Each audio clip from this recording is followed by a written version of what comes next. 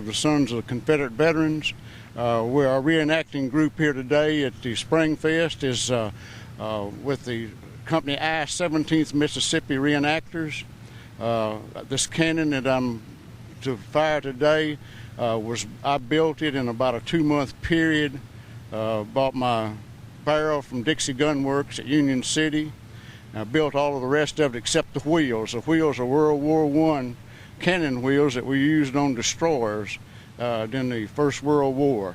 They found them in Michigan in a warehouse, and we just have quite a bit of fun with it and all. It's used, no actual missile is fired out of it. It's just black powder. I end up rolling a tube that'll fit the barrel.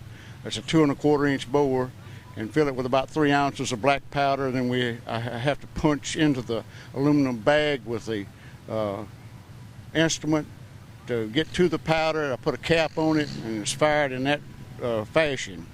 We'll probably fire about 11 or 12 rounds today and all at the reenactment. The original barrel for a mountain howitzer, which this is a copy of, would have been about 3½ inches. It's 3½-inch bore, so this is a little bit smaller because it doesn't take quite as much black powder to fire it.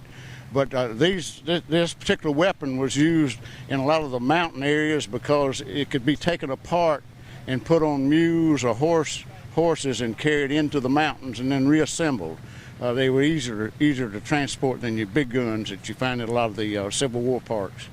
What would have been the accurate range? About 1,800 feet was real accurate at that time. They would fire a little bit further and all.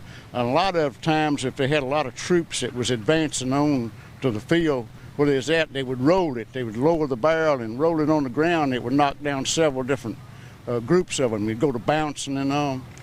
They did have, the mountain howitzer did not use a hollow ball with a powder charge in it, but the larger guns did.